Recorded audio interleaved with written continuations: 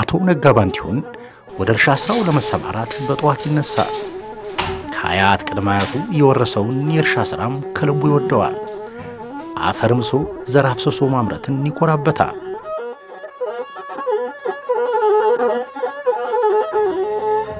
በወልቃይት ጠገዴ እርሻ ልማት ድርጅት በጧት የሥራ ስምሪት ከተሰጠ በኋላ ባንዲራው በክብር ተሰቅሎ የዕለቱ ሥራ ይጀመራል።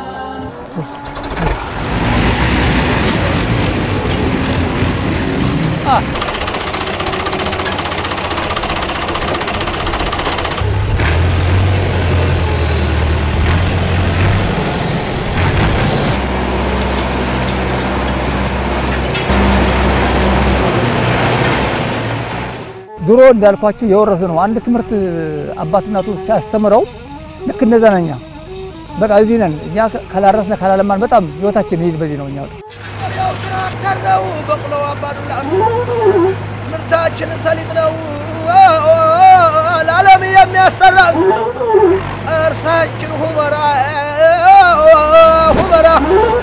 እንኳን ለዘመዱ ለወዲ የሚያኮራ አቶ ነጋ ባንቲሁን የወልቃይት ጠገዴ እርሻ ልማት ድርጅትን በትከሻው ተሸክሞ በማሳው ላይ ከ8 በላይ ትራክተሮች አሰማርቶ የእርሻ ስራውን አዘምኖ ለበርካታ ወጣቶች የሥራ ዕድል ፈጥሮ በፍቅር ይሰራል ያሰራል።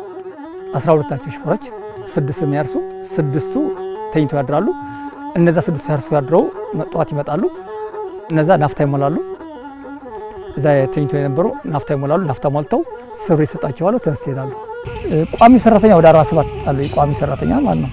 ቀን ሰራተኛ ግን ቢያንስ ሰሪት ሲታረም ከአንድ ሺህ በላይ ነው ማሰራኔ ማለት ነው።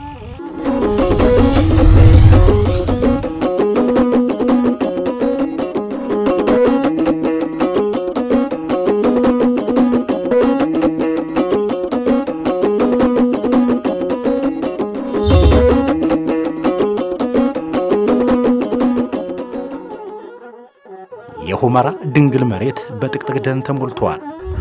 ሀገር በቀል እጽዋት ባንድነት ተቃቅፈው መሬቱን ሰፍተውታል።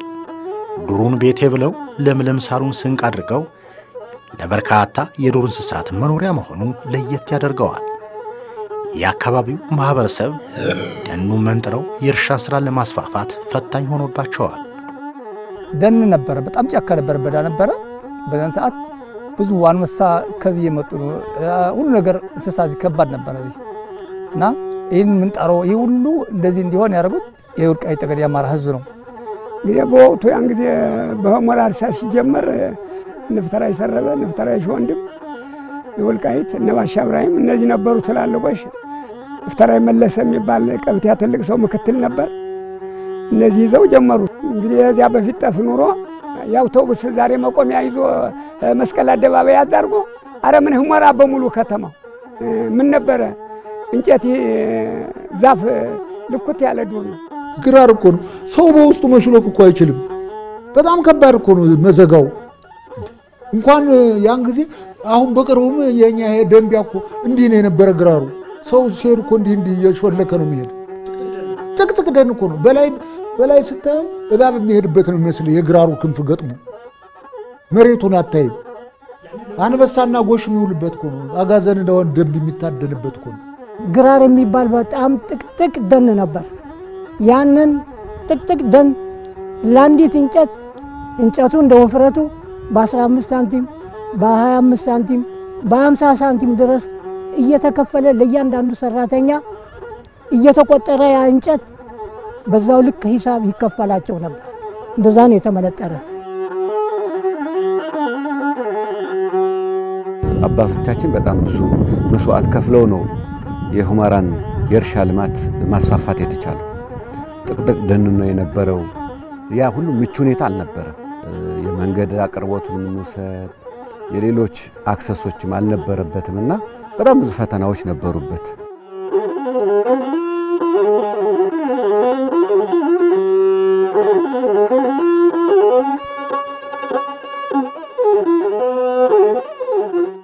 የወልቃይ ጠገዴ ማህበረሰብ የበኩር እርሻ የሆነውን የሁመራ መሬት ነፃ አድርጎ የእርሻ ሥራ ለማስፋፋት አደጋው የበዛ ሆነ። ዛፍ ቆርጠው ቁጥቋጦ መንጥረው ከዱር አራዊት ጋር ታግለው ለምለም አፈሩን ማግኘት ከባድ መስዋዕትነትን አስከፈለ። በጣም ከባድ ነበር። ሕክምና ባልነበረበት ሰዓት ነበረ እና ባንስ በዚህ የወረዱ ሰዎች ብዙ ሙተው መስዋዕት ልክ እንደ ውጊያ ብዙ ተቀንሰው ነው ወደ ላይ ክረምት ከርመው የሚወጡ።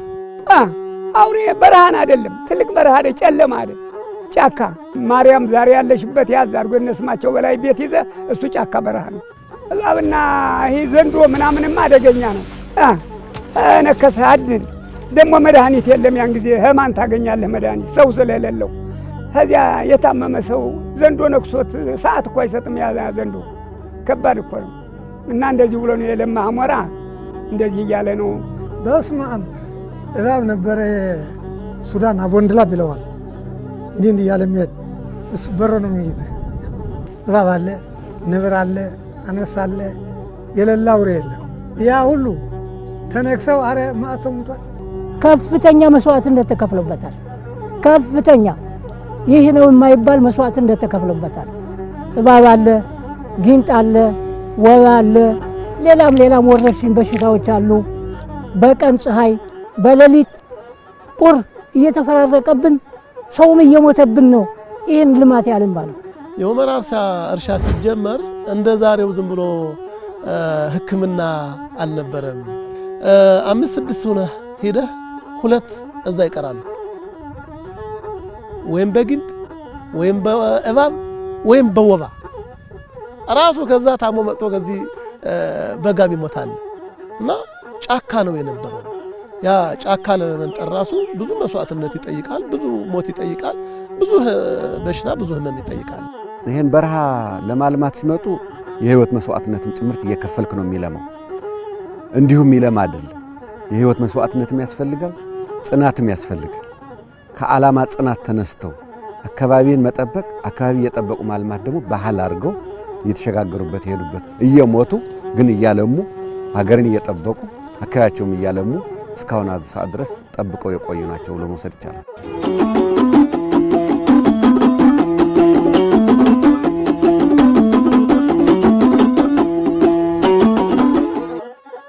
በጥቅጥቅ ደን የተሞላው የሁመራ አካባቢ መሬቱ ሰብል በቅሎበት ምርት ታፍሶበት ንዋይ የሚያስጨብጥ ለማድረግ ጫካው ተመንጥሮ ምድረ በዳ ቢሆንም ሌላ ፈተና ተደቀነ። አካባቢው ከጫካነት ወጥቶ ከተሜነት ተስፋፍቶ ለነዋሪ የተመቸ እንዲሆን የአካባቢው አባቶች ብዙ ደከሙ። ከጊንጥና አካባቢ ይልቅ ወባ ነው ከባድ ነበር። እዚህ ሲነግሩንና አባቶቻችን ማለት ነው እንዴ ወባው አለ። ያን ሁሉ ነው የሚቋቋም ገበሬ። ወባው ጥይት ነው።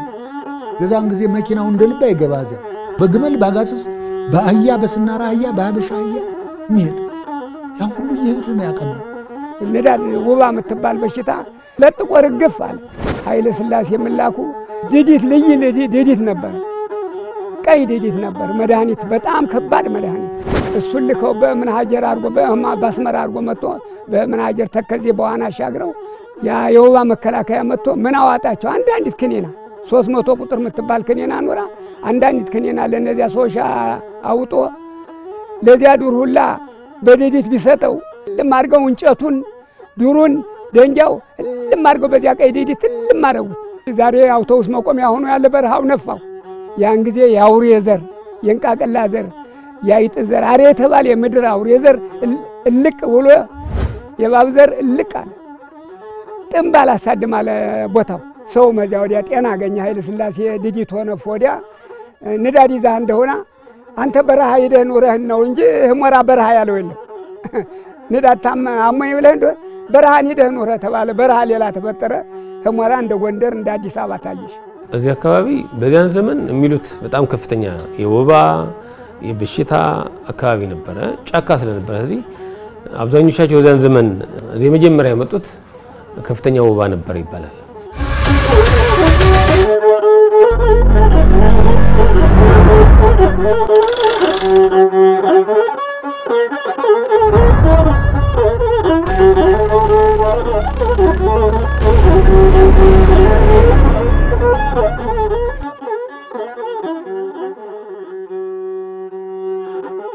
የሁመራ በኩር እርሻ በብዙዎች ሞት ደኑ ተመንጥሮ መሬቱ ታረሰ ለምለም አፈሩ ተማሰ የሰብል ዘር በየአይነቱ ፈሰሰ በበሬ ጫንቃ የተጀመረው የእርሻ ሥራ ወደ አዲስ ምዕራፍ ተሸጋገረ በማሳው ደረትም በርካታ ትራክተሮች ድምጽ ከአድማስ አድማስ ተሰማ የሁመራ መሬት በጣም የዋህ መሬት ነው እንዲህ ሾሃማ እንጨት ቆርጠህ ድንጋይ ትንሽ ጫና አድርገህ አህያ አድርገህ ብትጎትተው እህል ያበቅላል ትዘራዋለህ ይበቅላል እንግዲህ ያደገ የመጣው 1940ዎቹ ዓመተ ምህረት ወደ ትራክተር ወደ መካናይዜሽን ያሳደጉት የወልቃይት ባላባቶች ናቸው ሁመራ ያን ጊዜ ትንሽ ሰሊጥ በምን ነው የሚታረስ ክትሪት የሚባል እንጨት ኑሮ በዚያ ቆፍሮ የዘሩ ሰሊጥ አግኝተው ሽጠው ከዚያ ወዲያ ህዝብ አወቀው ህዝብ ወርዶ ወዲያ ልማት ተነሳ እዚያው ደማ ምን እንኳን ሁመራ ተገዴ በረሃ ማይምቧ ሂድ ስታር ማጮህ በረሃ ተሰባብቶ በእንጀና ተበትኗል ህዝቡ ተበትኗል ዋላማ ምን ልካለው በመኪና እርሻ ተስፋፋ በሬ ቀረ በጣም መኪና ረውቶ ነበር እንደ በግፍየል ነው የተነዳ መኪና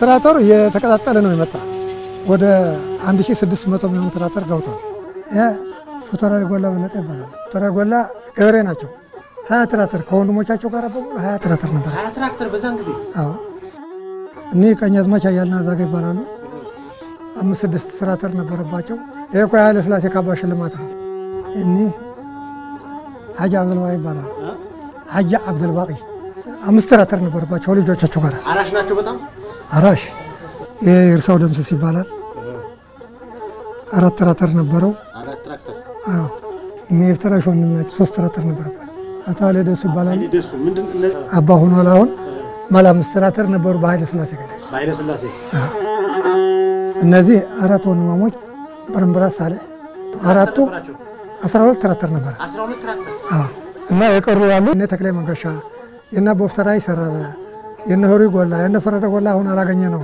የነ ተክላይ መንገሻ የነ አቸነፈ መንገሻ አላገኘ ነው ፉተራሪ ሰረበ 20 ትራክተር ነበረባቸው ከልጆቻቸው ከወንድሞቻቸው ከእህት ልጅ የለም ምስል የለም ምስል አላገኘንም የፉተራሪ ከ46 ዓመተ ምህረት ጀምሮ ደግሞ የወልቃይት ተወላጅ በሙሉ ትራክተር እየገዛ ወደ ዘመናዊ እርሻ ገባ ከናቴ ጋር ከወንድሞቼ ጋር በመሆን 3 ትራክተር ነበረኝ የኔ አባት መጀመሪያዎች ጀምሮ እዚህ ሲያርሱ በትራክተር ካስመራ እየመጡ ከአራት አምስት ወንድማሞች ሆነው እና ለማይበራ ደመበራ የሚባሉ ቄስ ባንቱ ይበራ ይባላል የኔ አባት በጣም ሸሪፋ ንጓራ የሚባል እርሻ በስፋት 78 ትራክተር ጠምደው ሲያርሱ ነበሩ ሁመራ ማለት 1943 እና 44 አካባቢ ጀምሮ አባቶቻችን ድንግል መሬት በነበረበት ዘመን ትራክተር አርገው ከባህላዊ እርሻ ወደ ዘመናዊ እርሻ የጀመሩበት ጊዜ ነው በኢትዮጵያ ታሪክ እንግዲህ ሁመራ ዘመናዊ እርሻ የተጀመረበት በኢትዮጵያ ታሪክ ውስጥ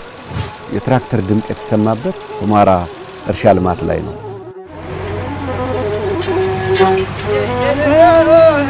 ያርሳል በትራክተር ያርሳል በበሬ የወልቃይት ጠገዴ ማህበረሰብ ውሎ አዳሩን በማሳው አድርጎ የሁመራ ከተማን ማረፊያው አደረገ በሁመራ ከተማ መሰረተ ልማት ለማስፋፋት የአካባቢው አስተዳደር ጥረቱን አጠናከረ የወገራ አውራጃ ከወረዳ እስከ ቀበሌ ባለው መዋቅሩ የእርሻ መሬትን ለአርሶ አደሩ በመስጠት ስራውን አስፋፉት ኋላማ ወገራ አውራጃ ሆነው ደጃሽ አዳነ ሲያስተዳድሩ ኋላ ወረዳ ተከሉላት ራሷ ከቻለች ብቁ አገር ብቁ ከተማ ሆናለች ብሎ ወረዳ ተተከለ ወረዳ ገባ ወረዳ ወደ ተከዚያ ባፍ ነው እንዲያውም ወደዚህ ድልድል ተደልድሎት ያለ በበታሸሶ ቤት ሰርቶ እዚያ ተቀመጠ ወረዳ አስተዳደረው እንጂ ዋናው አስተዳዳሪ እየወረዱ የሚወመኙ ደጃሽ አዳነ ናቸው ያ ቤተክርስቲያንም ተተከለ ቤተክርስቲያኑ ወልቃይቶች ነው የተከሉት። ማርያም መጀመሪያ የተተከለች ማርያም ነው። ቄስ ሲሳይ ፍተራሽ ወንድም ፍተራሽ ሰረበ ዋና ፍተራሽ ሰረበ ነው የነበር። ፍተራሽ ሰረበ በጣም ትልቅ ሰው ነበር፣ አዋቂ ነበር እና ፍተራሽ መለሰ እነዚህ ነው የተከሉት ማርያም። እነ ልጅ አቡሃይ እነ አቡ አበተው እነ ጌታቸው እርጋ ፍተራሽ ሰረበ ሸለላ በሙሉ ሲያስተዳድሩት የነበረ ማአት ገበሬ ነው የነበረ። እሱ እነ ዘውድ አረፋይኒ እና ጽፋ ደስታ እነ ይልማ ደስታ እና ዛና ጎይ ገብረ ማርያም መስፍን እነ ጥላሁን የማኖ እነ ኃይሌ መስፍን በጣም እነዚህ ገበሬዎች ነበሩ። ማአት ገበሬ ነው የነበረ። በሬው ትራክተር ነው፣ በቅሎው አባዱላ ምርታችን ሰሊም ነው ለዓለም የሚያስጠራ እርሳችን ሁመራ እንኳን ለዘመዱ ለባድ የሚያኮራ። ልማት የተጠሙት የአካባቢው አስተዳደሮች የሆምራ እርሻን እንደ ሕፃን ልጅ አሳደጉት፣ አስፋፍተውም አደራጁት። ዘመኑን ቀድሞ በመረዳት የገበሬውን የጠበቀ አንድነት አጠናክረው የእርሻ ሥራውን ወደ አዲስ ምዕራፍ አሸጋገሩት። ወልቃይት ጠገዴ ሁለገብ ማህበር ተብሎ ተቋቁሞ ወደ 148 አባላት ነበሩበት። የማህበሩ ሊቀመንበር የነበሩ መልአከ ሰላም ሲሳይ አየለ ይባላሉ። ምክትላቸው ግራዝማች ብርሃኔ ዘነበ ይባላሉ። ጸሐፊያቸው ብርሃኑ አቡሃይ ይባላሉ። አባል ዘነበ በላይ ይባላሉ። አሁን ጎንደር አሉ፣ አልሞቱም። 102 ዓመት አርገዋል። 12 አባላት ነበሩት። 950 ትራክተር ነበር። እዚህ የወልቃይት ጠገዴ ሁለገብ ማህበር የገበሬዎች ማህበር ተብሎ ሲጠራ የተቋቋመው በ60 ዓመተ ምህረት ነው። ይህንንም ከመጀመሪያ ጀምሮ ጠይቀው ያቋቋሙት ቀኛዝማች ኃይለ ማርያም ደሴ ይባላሉ። ቢትወደድ አዳነ የወገራ አውራጃ የወልቃይት ወረዳ የሰቲት ሁመራ ወረዳ አስተዳዳሪ ናቸው፣ ገዥ ናቸው። በሳቸው ስር በሳቸው ፍቃድ ነው ይሄ ማህበር የተቋቋመው። ማህበሩ በጣም ጠንካራ ማህበር ነበራቸው። እንደሚነግሩን ጠንካራ ማህበር ነበር። ኤክስፖርት ቢያደርጉ በማህበሩ ነው ሁሉ አንድ ላይ። ምክንያቱ በጣም ስራ ነበር። በዛ ሰዓት በጣም ነው ማለት የነበሩ እነሱ ኋላ ሰሊጥ የሚያጁ ማሽኖች በህይወታችን አይተናል። ያነኛ ህፃናት እያለን በኃይለ ሥላሴ ማለት ነው በ60ዎቹ ሰሊጥ የሚያጁ ማሽን መጡ፣ መርጫ መጣ፣ ምን መጣ፣ ዘመናዊነት መጣ። የእርሻ ገበሬ ማህበር ያገቡ የወልቃይት እንግዲህ ልማት ተደርጎ ያ የማህበር ድርጅት ተሰርቶ የማህበር ሰሊጥ ተደለደለ። ተከዜ ወርዶ አሽዋ ገረ ደንጊያው ቤት ሽና አለ ወደ ታች ሽና ወሱ ተደረደረ። ሰማይ ሰማያት ሰሊጥ ተደረደረ። የማህበሩ ነው ኃይለ ሥላሴ ወርደው ባስመራ አድርገው መተው ወዲያ ማዶ ሆኖ ቢያዩት ኩንታሉ ቤት በላይ ቤቱ በላይ ተከምሮ የማሽላ ኩንታል። ይሄ ምንድነው ብሎ ገበሬ ሁሉ ያመረተው ማሽላ ብሎ ገበሬው ምን ዳይሻ ገበሬ ትሏታላችሁ? ይሄማ የገበሮች ነገስታት ብለው ስም ሰይመው የገበሮች ነገስታት ተባለሽ ማራ 1958 59 ጀምሮ ሁመራ የለማ እርሻ ተጀመረ እና በጣም ዝና ያለው ግብርና ድርጅት ተመሰረተ በህብረተሰቡ ባገሩ። ያ እንግዲህ የገበሬዎች ማህበር ነው የተባለ የህብረት ስራ ገበሬዎች ማህበር ነው የተባለ። ያን ስራ ያቋቋሙት ነው እነ ቀኛዝማች ኃይለ ማርያም ደሴ የሚባሉ በሰማይ ማራቸውና የወልቃይት ጠገዴ ተወላጅ ናቸው። ትልቅ ሰው የፓርላማ አባልም ነበሩ እዛው እና ጠንካራ ሰው ነበሩ። እነሱ መሪ ሆነው አስተባብረው ብዙ ሽማግሎች ብዙ ነፍታራሪ ሰረበ፣ ነፍታራሪ ሾንድም፣ እነ አዝማች ይርጋ ነጋሽ እነ ብዙ ናቸው። እነዚህ ያን ማህበር መሰረቱት። ይሄ ዘመናዊ እርሻ ካቋቋሙ ካረሱ ትራክተር ድምጽ የመጀመሪያ ከተሰማበት ሰዓት ጀምሮ እርሻው ካለ ምርቱ ካለ ደግሞ ምን ያስፈልጋል? የወልቃይት ጠገዴ ሁለገብ የገበሬዎች ህብረት ስራ ማህበር ማቋቋም ደግሞ አስፈላጊ ሆኖ ተገኝቷል ማለት ነው።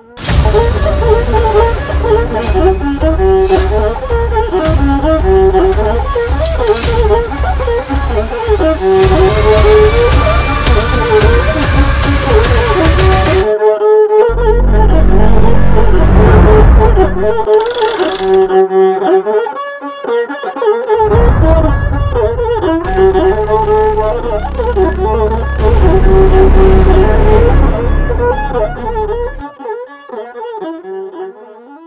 በአካባቢው የተጀመረው የወልቃይት ጠገዴ ሁለገብ የእርሻ ማህበር እድገቱ ጨመረ። የአካባቢው አስተዳደር የእርሻ ቦታ አሰጣጥና የግብር ስርዓቱን ፈጣን ለማድረግ በትጋት ሰሩ። ይሄ የወልቃይት ጠገዴ ሰቲት ሁመራ ዞን የምልህ የሚተዳደረው በጎንደር ጠቅላይ ግዛት ነበር። ያኔ ጠቅላይ ግዛት እየተባለ የሚነገረው ማህበሩም የተቋቋመው በጎንደር ጠቅላይ ግዛት ስር ነው። የወልቃይት ጠገዴ ሁለገብ ማህበር ገበሬ በሙሉ ተመርቶ መሬቱን በመያዝ በ10 ጋሻ በ15 ጋሻ በ25 ጋሻ እየተባለ እየተሰጠው ለመንግስት ግብር እየከፈለ ሲያርሰው ነበር። ገቢም በስፋት ያስገባ ነበር። ያኔ ቢትወደድ አዳነ ነው ለ40 ዓመት በላይ አርበኛ ነበሩ። ይህን ሀገር ዳባት ይዘው የሚመሩት ከዳባት እስከዚህ ምንም እንደ አንድ ወረዳ ያየው በዛን ጊዜ ቢትወደድ አዳነ መጥተው እንረስ ግድ የላቸውም ብለው ራሳቸው እየመኮሩ እያረሱ ህዝቡ ያናቃቁ የሁሉ መሬት ያሳዩት እሳቸው ናቸው። ያርስ ነበር። የሁሉ በረሃ በሙሉ አርሶታል። የቀረ የለም። በሙሉ በረሃ አንዲት በረሃ የቀረ የለችም። በቀበሌ የተስተዳደረ በዚህ በሸለላ ፉተራሪ ሰረ በበዋል ባናት ንጓራ የሁሉ መቻች ሁሉ ታርሷል። እስከ ሱዳን ድንበር ነው የታረሰ። ያ ሲቋቋም እንግዲህ ያው ሁመራ ወልቃይት ጠገዴ የበጌ ምድርና ሰሜን አስተዳደር ነው እና ያን ጊዜ ይሄ ሲቋቋም ትራክተር ገባ።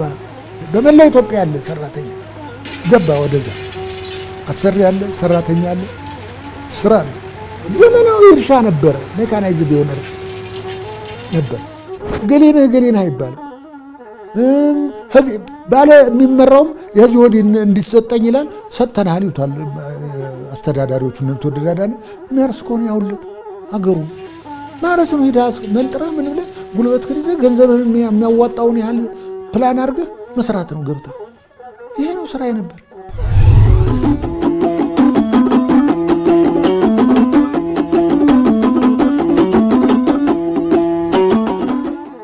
የወልቃይት ጠገዴ ሁለገብ የገበሬዎች ማህበር አሰራሩን አዘምኖ የገበሬውን ድካም እያቀለለ የእርሻ ስራውን ለማስፋፋት አዲስ መላም ዘየዱ። የእርሻ ስራው የአርሶ አደሩን አንድነት ከመጠበቁ ባለፈ አዳዲስ ዕውቀቶችን እንዲገበዩ በሩን ከፈተ። በዛን ጊዜ ተነሳሳ ህዝቡ ወደ መካናይዜሽን መጣ። ማህበር ወልቃይት የሚባል ደግሞ በማህበር ሆነው ካስመራ የተወሰነ ፐርሰንት እየከፈለ ትራክተሮች ካስመራ መግዛት ጀመረ። ሁሉ ሰው የተለያዩ ትራክተሮች መግዛት ጀመረ። እንደ አፍተራሪ ሰረበኔ ማስታወሰው በትራክተር መግዛት ብዛት ለጠየቀው ለቤተሰቡ ለወንድሞቹ ለሚያቀው ዋስ የሆነ በብዛት ትራክተር ደዊዝ የጀርመን ሲገዛ መኪና ተሸልሟል። የእግር መኪና ለምን ከካምፓኒው ብዛት ትራክተር ስለገዛ። እንደ ደሳሌ ሞላ የሚባል ነበር። እሱ ገንዘብ ይዞ ፈረንጁን ሰጠው። ትራክተር ከነ ሙሉ መሳሪያውን ፈልጊያለሁ፣ ይሄው ይህን ገንዘብ ቆጥረህ የራስህን ወሰድና ትራክተር ስጥ ያለው ደሳሌ ሞላ ይባሉ ነበር። ጣሊያኑ ቆጥሮ ተረፈ ገንዘቡን መልሶ ተሳቢውን በሽልማት ሰጠው። የወልቃይት ጠገዴ ሁለገብ ማህበር ጥቅሙ በአጠቃላይ ለብድር ብቻ አይደለም፣ ለስራም ነው። የሆነ አንዳንድ ያልረቡ አገርን የሚጎዱ ነገር ሲመጡ የሚያስተባብር ነው። በትብብር የሚሰራ በአንድነት የቆመ ማህበር ነበር። የወልቃይት ጠገዴ ሁለገብ ማህበር ወፍጮ ምናምን እያመጣ በየበረሃው ተክሏል። ብዙ ነገር ነው የሰራ። ተመርቶ ሲገባ ደግሞ የሰሊጥ ንጽህነቱ እንዴት ይመስላል ብለው ደግሞ ባለሙያ ሲቀበለ ሰሊጡ ንጹህ ነው ግም ነው ብሎ ይቀበላል። ጥጥ ግም ነው ንጹህ ነው ይቀበላል። ማሽላ ንጹህ ነው ግም ነው ይቀበላል። በዛን ዘመን በተለይ በአፄ ኃይለ ሥላሴ ዘመን ከ500 በላይ ላንድ ሮቨር ብቻ ሁመራ ከተማ ነበር። የግል ትራክተር ብዙ 4-5 ትራክተር የሌለው ሰው አልነበረም። ስለዚህ ሰልፊ የእርሻ ልማት እንቅስቃሴ ተጀመረ። ኃይለ ሥላሴ ዘመን በጣም ሰፊ እንቅስቃሴ ነበረ። የወልቃይት ማህበር የሚባሉ ማህበራትም ነበሩ።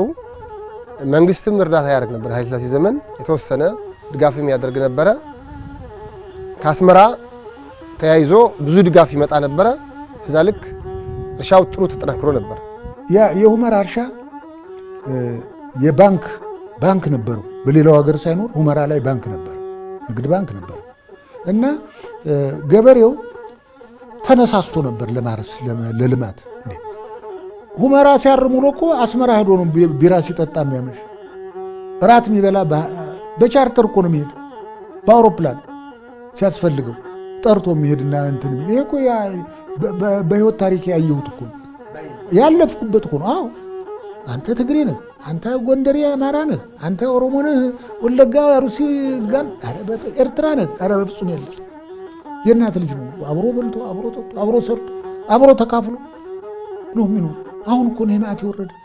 አካባቢው ከዘመናዊ እርሻ ማረስ በተነሳ እንዲያውም የወልቃይት ጠገዴ ዘመናዊ ሁለገብ የእርሻ ማህበር በሚለው ተደራጅቶ በዚያን ዘመን አስቦ ሲሰራ የነበረ ማህበረሰብ ነው። ይሄን በማቋቋም የማምረትንም አቅም ያሳድጋል። ምክንያት ግብአት ስለሚያገኝ ምርትና ምርታማነትን ስለሚያሳድግ ከማምረት ደግሞ አልፎ የመገበያያ አንዱ የማህበረሰባዊ የግብይት ችግርም ለመፍታት ይረዳል ማለት ነው። የወልቃይት ጠገዴ ሁለገብ ህብረት ስራ ማህበር ብዙ ስራዎችን ያሳለጠ የሰራ ነው ብሎ መውሰድ ይቻላል። ወልቃይት ጠገዴ የአባ ደፋራ አሽከር የአባ ደፋራ የባቀን ነው ሀገር ኢዴ ገዛ ይላል ባላገር።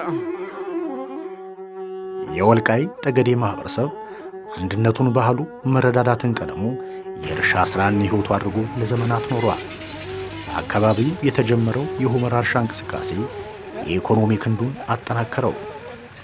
በሁመራ ከተማ ከተሜነት ተስፋፍቶ ያጣው አግኝቶ የደከመው በርትቶ የንግድ ስራው ተስፋፍቶ ቀጠለ። በትብብር መስራት የሚባል አንድ ራሱን የቻለ ገበሬ ካለ መኪና ይገዛል። ያቺ መኪና የቤተሰብ ናት፣ የጎረቤት ናት። ሂዳችሁ ረሱለት ነው የሚለው ጌታ። የከሌ መሬት ጦማ እንዳታድር ረሱለት ነው የሚለው። እቤት ቁጭ ነው ባለ የመኪናው ጌታ ብቻ ይልም ላይ ነው። ወልቃይት ጠገዴ የመጣሁት ከአዲስ አበባ ነው። ከአዲስ አበባ በ1964 ዓመተ ምህረት ነው የመጣ ነው። 11000 ሰው ነው የመጣን ከአዲስ አበባ ማለት ነው። ከወልቃይት ጋር ብለን በምንኖርበት ጊዜ ይሄ አማራ ነው፣ ይሄ ጉራጌ ነው፣ ይሄ ወላይታ ነው፣ ይሄ ምንድነው ትግሬ ነው የሚባል ነገር አልነበረም።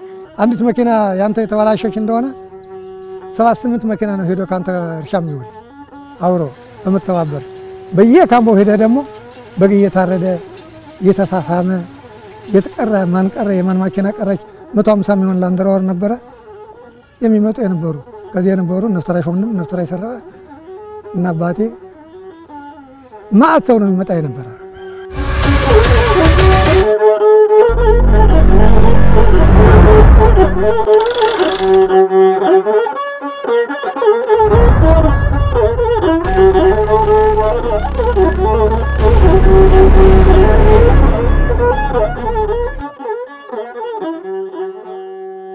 በ1966 ዓመተ ምህረት አጼ ኃይለ ሥላሴ ከስልጣን ወርደው የደርግ መንግስት በትረ ስልጣኑን ተረከበ። የዘረኝነት ፍቅር የጠለፋቸው አማጺ ኃይሎች ለትግል ወደ አካባቢው ተመሙ። ነፍጥ ያነገቡ ኃይሎች ህልማቸውም ግብራቸውም ከአካባቢው የተለየ ሆነ። በታላቅ ተስፋ የተገነባው የሁመራ እርሻ ማነቆ ገጠመው። ነበረው የደርግና ኃይለ ሥላሴ ለውጥ ጊዜ የተወሰነ የቀነሰበት መልክ ነበረ፣ እንደፊተኛው አይደለም። ነገር ግን ደርግም በመጣ ጊዜ ወደ ልማት ነው የገባ። ከዚህ ዘመን በኋላ የትግራይ ህወሓቶች ከ72 ዓመተ ምህረት ተሻግረው ወልቃይትን ሲሻገሩ በዚህ ልክ ውጊያው ተጀመረ። ነገር ከወልቃይት ህዝብ ጋር 72 73 74 እየጠነከረ ሄደ።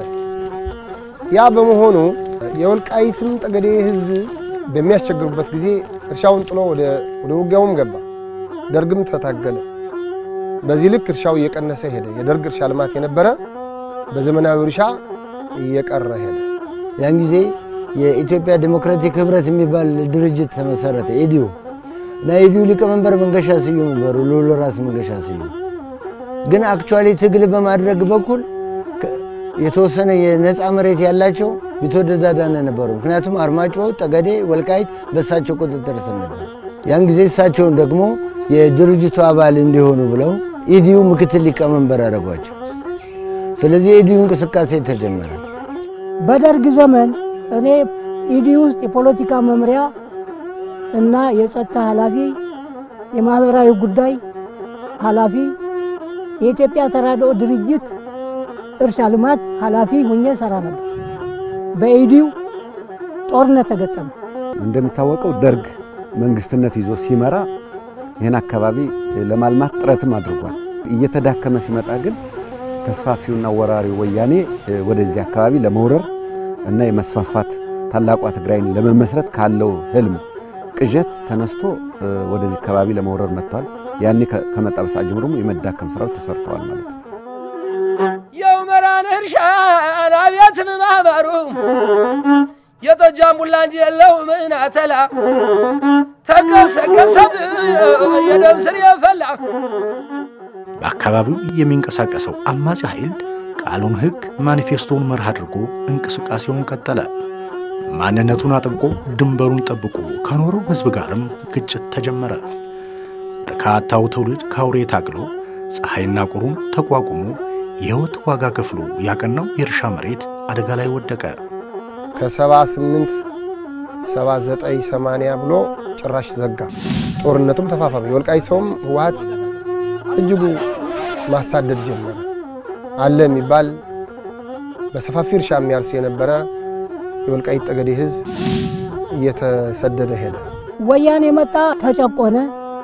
በወልቃይት ጠገዴ ህዝብ ጆኒሳይድ አካሄደበት። ወያኔ ማት ህዝብ ፈጀን፣ ታሰርነ፣ ተገደልነ፣ ተሰደድነ። እስካሁን አልተመለስነ። ያልተመለሱ ወንድሞቻችን አሉ። የወልቃይት ጠገዴ ዋናው ርስትና ጉልቱ ትቶ በወያኔ ተሰዶ እየተገደለም እየተሰደደም የነበረ ህዝብ ነው ማለት። ህወሓት የፈለገው አንዱ መሬቱ እቺ መሬት ናት። ይህ መሬት ቤትም ምናልባት አፍሪካ ሱዳን ሀገር ይገኝ ካልሆነ በስተቀር እዚህ ኢትዮጵያ እንደዚህ ያለ ለም መሬት የለም። ለም መሬት ፈልገው እኛን ፈልገው አይደለም። ከ78 እስከ 80 ዓመተ ምህረት ጀምረን እስከ 83 ከፋይ ኖር ከነዚህ የነበሩ አባቶቻችን ከፋይ ኖረን መንግስት ከያዙ በኋላ ነው እኛ ያጠቆን። መንግስት ያይዙማ በጣም አደክመናቸው ነበር።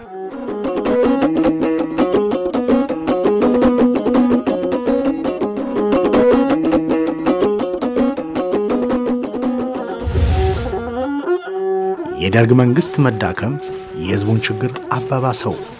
በአካባቢው የሚንቀሳቀሱ አማጺ ኃይሎች ጉልበታቸው በረታ።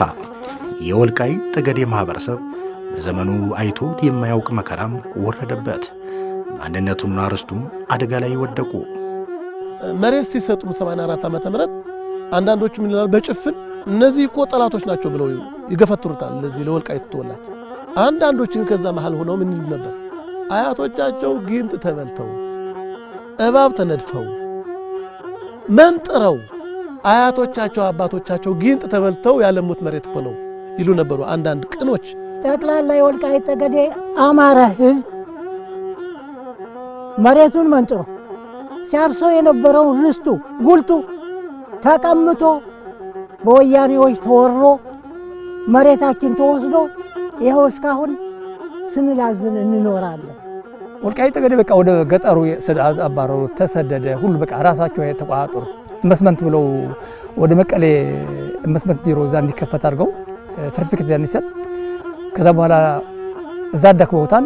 ማህበረሰቡ ወልቃይት ጠገዴ ሰው አዳክመውታል። እነሱ ደህና ሆነው ቆይተዋል። ከዛ በኋላ የበላይነት 500 600 ሄክታር 700 እስከ 2000 ሄክታር ራሳቸው ቤተሰብ ይይዙት። የኛ ሰው ተመልካች ሆነ ቀረ።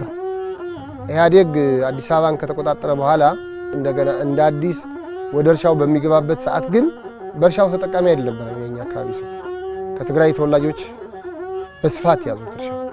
መሬቱ የድሮ የባላባት መሬቶች ባለሀብት የነበሩ በሙሉ የነሱ መሬት ለሌላ ተሰጠ። የ382 ሄክታር ውል አለኝ፣ ህጋዊ የሆነ ውል አለኝ። ጨርሰው ወሰዱት። እነሱ ግን መጨረሻ ላይ ስንት ኪሳራ እንደደረስን ጥሩ መሬት ከሆነ የኛ እየቀሙ ለራሳቸው ዜጋ የሆነ ሰው እየሰጡ ከቦታው ወደ ቦታ እያቀያየሩ እኛ ወደ ችግር ላይ እየጣሉን የመጡት። እኔ ከራሴ ጀምሬ ለሶስት ኢንቨስተር ነው የተሰጠው። እስከ 1000 ተቀምጫለሁ። እኔ ራሴ በዛን ጊዜ ትራክተሮች ሁሉ ያለማሁት መሬት ማንም 1000 ሄክታር ተቀምጫለሁ። ህጋዊ መሬት ማንም ያውቀው። ተስፋዬን ሳይ 430 ፊት አደባይ ተቀምጧል። ኋላ መቻሽ መጥቶ ተቀምጧል። ተስፋዬን ሳይ ልጁ ሙሴ ይባላል፣ አሜሪካ ያለ አሁን። ሳሊህ አብደልባቂ ከዋጃ ላይ 1000 ሄክታር ነበረው። 400 ተቀመጠ። ጥሎ ሲያስቸግሩት በአገር ውስጥ ገበያ ያስረክበው ጠቅልሎ ጎንደር ገብቷል። ሳዳ አብደልባቂ ይባላል። የድሮ የዚህ ነዋሪ ነው እና በትላልቅ እርሻ ላይ የተቀማ ብዙ ሰዎች አሉ። እዚህ ይሄ ትንሹ ጥሩ የብዙ ባላባቶች መሬት የነበረው ወደ አንድ ሰበሰበው የህይወት እርሻ በሚል የድርጅቱን መሬት እንዲሆን አደረገው። በተረፈ የነበሩ መሬቶች አብዛኛው የተሰጡ ለትግራይ ተወላጆች ነበር ኢንቨስትመንት እንዲያደርጉ። ወልቃይት ተቀምጦ 1630 ከእንደዚያ ገደማ ነበር በኢንቨስትመንት እዚህ የሚያስተዳድሩት የነበሩ። ከነዚህ ውስጥ ስንት ነበር የወልቃይት ጠገዴ ሰዎች ብለን ስንለይ 134 ነው ያገኘው ወጣል ኢንቨስተር ነበር። ለዚያውም ከፍተኛው 500 ዝቅተኛው 50 እና 30 የቀረው ግን የትግራይ ሰዎች ናቸው ነበር። ተወላጁ ነባሩ ማህበረሰብ ያገለለ ነበር። ኢንቨስትመንት ራሱ እርሻው ራሱ መሬቱ ራሱ በጣም የእርሻ ልምድ ያላቸው ብዙ ዕውቀት ያካበቱበት ሀብት ያፈሩበት በመዋቅራዊም በሰው ወለድ ጫናና ጭቆና ከአካባቢው ተፈናቅለው እንዲሄዱ እንዲሰደዱ አድርጓል። ሰበብ እየፈጠረ ከቦታቸው እንዲነቀሉ ነው የሄደበት መንገድ።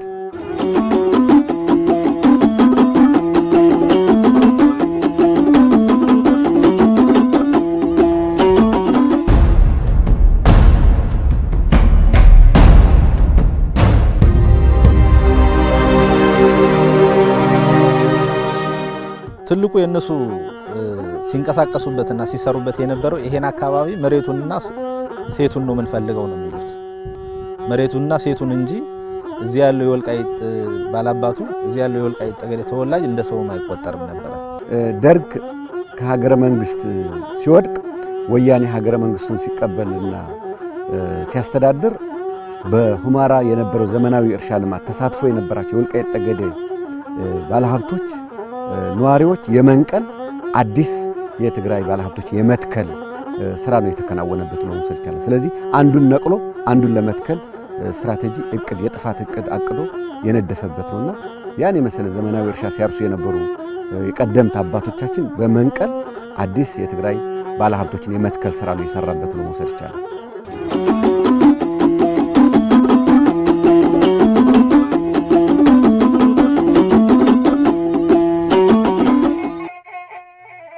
ከመሬቱም ከካርታውም የተገፋው የወልቃይት ጠገዴ አማራ ማንነት በደል ገፍቶት ወደ ትግል ገባ። ከፋኝ የሚል የራሱን መዋቅር አዘጋጅቶም ሁለንተናዊ ትግል ማድረግ ጀመረ። በትግሉም መራር ዋጋ ተከፈለ። የአማራ ማንነት ጥያቄው በትውልዱ ደም ስር ጠልቆ በልባቸው ግድግዳ ተለስኖ በአእምሯቸው የታተመ በመሆኑ በቀላሉ ሊዳፈን አልቻለም። ከፋኝ ማለት ከፍቶኛል ማለት ነው። በወያኔ ከፍቶኛል በቃ ብሎ ወጣ፣ መረረው። አማራ መሆንን አስጠላው ወያኔ። አማራዎች አይደላችሁም ትግሮች ናችሁ አለ። በወልቃይት አካባቢ የቲፒኤልኤፍን መስፋፋት እና እዛ ያሉትን ባለሀብቶች ባላባቶች መግደል፣ ማሰር፣ ማሳደድ ሲጀምር ከፋኝ የሚል እንቅስቃሴ ተነሳ።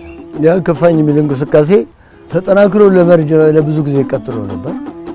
ኖርማሊ ግን ይሄ ከፋኝ እንቅስቃሴ ቲፒኤልኤፍ መንግስት ሆኖ ማየት አልፈለገም። ስለዚህ ትግሉ ብዙ መስዋዕትነት እንዲከፈልና በኋላም እንዲኮላሽ ተደርጓል። በስልክ የጠልፎም እዛ ያዙኝ። እኔ ያፍነው ወደ ማዕከላዊ አስገቡኝ። ማዕከላዊ ከባድ ነበረ። በተለይ ከዚህ ከጎንደር ሄዱ አስመርና ተለዛፌ እና ለነሻማ መውራት ጌታውን ሌሎችም ነበሩ። ወስደውን ጨለማ ውስጥ ያስገቡን። ጠቅላላ ፀሐይ ማታይበት ጨለማ እና ብዙ ግፍ የታየበት ነው። ምርመራ 7 ሰዓት ሲሰቃይ ነው የምታደርጉት ጋር በጣም ከባድ ነበር። ብዙ መስዋዕት ከፍለናል። ከህወሓት ጋር 79 ጀምሬ ከነሱ ጋር ተዋግቻቸዋለሁ። የመጨረሻውም ደግሞ ህወሓት ሀገር ከያዘ ኢትዮጵያን ከያዘ በኋላ ደግሞ የሽግግር መንግስት ምህረት ብሎ አወጀና በ85 ነሐሴ 25 ቀን በምህረት ወደ ጎንደር ገባሁ። ከ20 ቀን ያፍነው ወደ ትግራይ ወሰዱኝ። ትግራይ ወስደው ለ9 ዓመት አለ ፍርድ አኖሩኝ።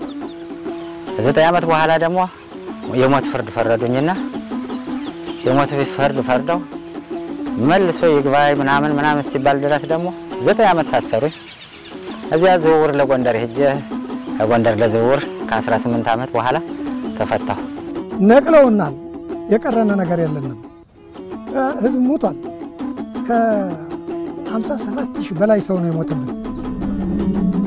ስንት ሰው ጠፍቶ ቀርቷል እኮ ከዚህ ሞተ ተቀበረ ሳይባል ስንት የወልቃይት ጀግና፣ ስንት መኳንንት፣ ስንት ጌታ ጀግና ሁሉ እኮ በአሞራ ይበላው የታገልንበት፣ የታሰርንበት፣ የተፈታንበት፣ ከስራ የተባረርንበት በ48 ዓመቴ ነው እኔ ስራ አታስፈልግም ተብዬ ወጣሁ። በወልቃይት ጠገዴ ምክንያት ስራ አይቀጠርም ተብዬ ተባረሬ እንደገና ጡረታም አይገባውም ተብዬ ጡረታ ኮሚሽን ውስጥ ተሟግቼ ነው ጡረታ መብቴን ያስጠበቁ። ያችን የቀረች ሳንቲም ይህ ማህበረሰብ እንዲሻማቀቅ፣ እንዲሰደድ፣ ዝርያውም እንዲጠፋ እኛ ብዙ ጊዜ የማንነት ኮሚቴ ሆነን የምንከራከርበት ሀገርም ዓለምም ማየት አለበት። እንዲያውም ለዓለም ሊያስተምር ይችላል። የአገር ተወላጅ ሆኖ ጥቁር አፓርታይድ አገዛዝ የተገዛ ማህበረሰብ ቢኖር ወልቃይት ነው። ስለዚህ ቀዝቃዛ የዘር ማጥፋት ወንጀል ተፈጽሞበታል። ይህን ዓለምም ሊያየውና ሊመረመር ህወሓት የሚባለው በጣም ብዙ ሰው የበላ ኃይል ነው። ወርቃዊት ወርቃዊት ወርቃዊት ወርቃዊት ወርቃዊት ወርቃዊት ወልቃይት ወልቃይት ክብሬ ማንነቴ የጀግና ረስትነሽ የነፍጠኛ አባቴ የጀግና ረስትነሽ የነፍጠኛ አባቴ የጎንደሯ እመቤት ልበልሽ እናቴ።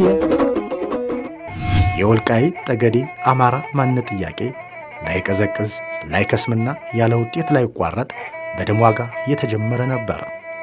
ለነጻነት ትግሉ ሺዎች ተሰውተው በርካቶች አካላቸውን አጠው ሺዎች ከሀገር ተሰደው መራር ዋጋ ቢከፍሉም በስተመጨረሻ ፍሬው ታጨደ።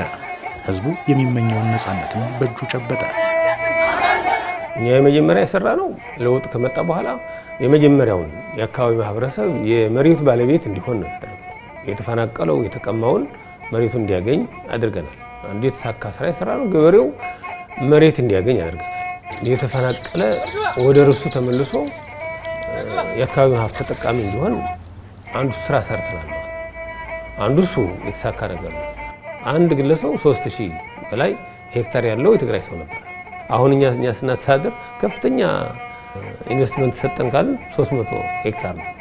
ለምን ማህበረሰቡ ማዳረስ አለበት ነው ስለማስብ ማለት ነው። አጠቃላይ እንደ ወረዳችን 717652 ሄክታር ስፋት መሬት አለ። አጠቃላይ መሬቱ ከዚህ ውስጥ 388888 ሄክታሩ የሚታረስ መሬት ነው። ይሄን የሚታረስ መሬት ግን ኦልሞስት ለማልማትና ለማቅናት ከለውጡ በኋላ ኦልሞስት በአርሶ አደር ደረጃ ስንመለከት ወደ 46000 የሚሆን አርሶ አደር ተስተናግዷል። እኛ ወረዳ ላይ እንኳን ስንመለከት ማለት ነው። እርሻ ሁለት ቦታ አለኝ። ወደ 5-6 ትራክተር አለኝ። ማረሻም 3-4 ማረሻ አለኝ። ኮምፓይነርም መርጫም ምናምንም አለኝ። አሁንም ጥሩ እየሄድን ነው ያለን። ወልቃይት ጠገዴ ከግፈኛው ቡድን ነፃ ከወጣ ማግስት ጀምሮ አካባቢው ወደ ልማት እንዲገባ ባለሀብቱም ከዚህ ቀደምም ልምድም ስላለው ተሞክሮም ስላለው የአባቶቹን ርስት የአርበኝነቱን የአልሚነቱን ምንም ሳይቸግረው ቀድሞ የገባ ነው ብሎ መውሰድ ይቻላል ማለት ነው። ትራክተሮች በስፋት ገብቶ እንዲያለማ እድሉ ተመቻችቶለት አሁን የበለጠ እያለማ ይገኛል ማለት ነው።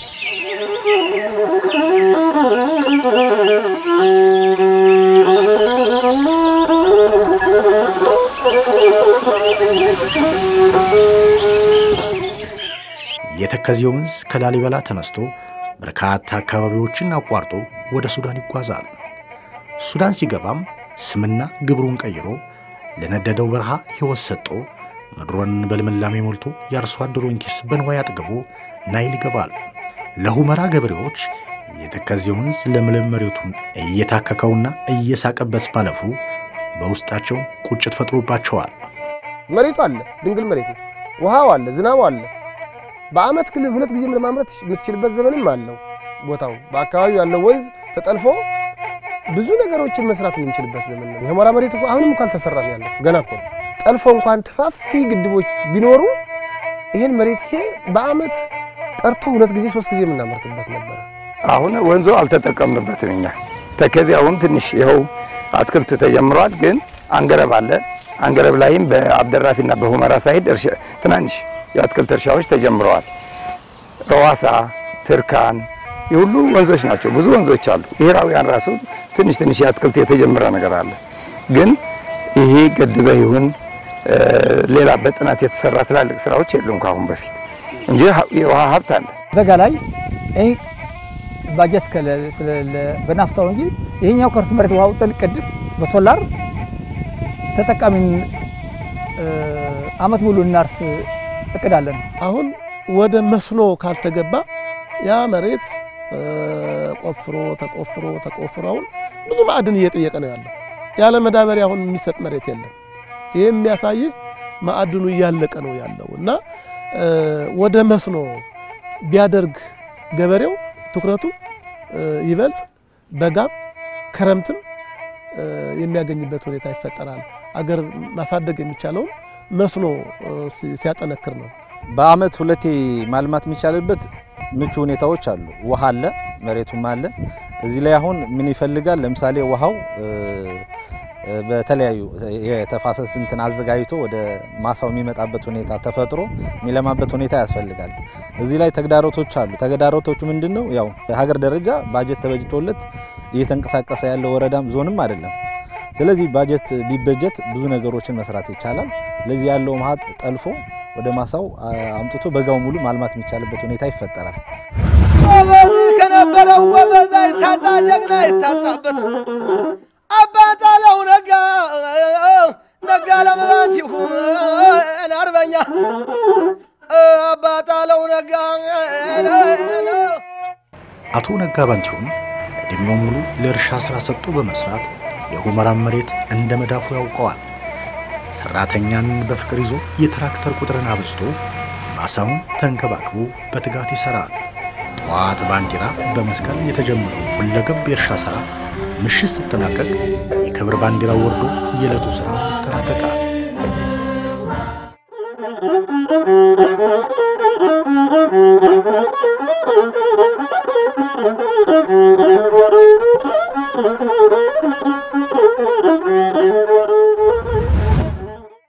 ሐምራይት የምትባል ቦታ ናት። እንደምታዩት በቀኝታች እስከ ወንዙ ነው እርሻችን። ስለዚህ ያንተ እርሻ መጨረሻ ላይ ነው መጨረሻ ቀበርድር ነው ይሄ እና ሱናች መጥተው እዛ ሆይ ቀዳሉ፣ እኛ እንቀዳለን። በጥሩ ጉርብትና ነው ያለን እና በጣም ጥሩ ነው ያለ። አሁን እርሻ ግን ህይወት ነው በቃ። እርሻማ ምን እርሻ ከሌለ ምንም ማለት አይቻልም። አቶ ነጋ ባንቲሁን እንደ ምንጣፍ የተዘረጋው መሬት ሲመለከት ትላንት ለነጻነቱ የከፈለው ዋጋ ይታወሰዋል። ወደፊት አያት ቅድመ አያቶቹ በከባድ ፈተና ያቀኑትን ማሳ ጠብቆ ዘመናዊ የእርሻ መሳሪያን በልኩ ታጥቆ በመስራት ከወልቃይት ጠገዴ አልፎ በሀገር አቀፍና ዓለም አቀፍ ደረጃ ሞዴል ገበሬ መሆንን ይመኛል። ይህን ዓላማውን ለማሳካትም ሌት ከቀን መስራቱን አጠናክሮ ቀጥሏል።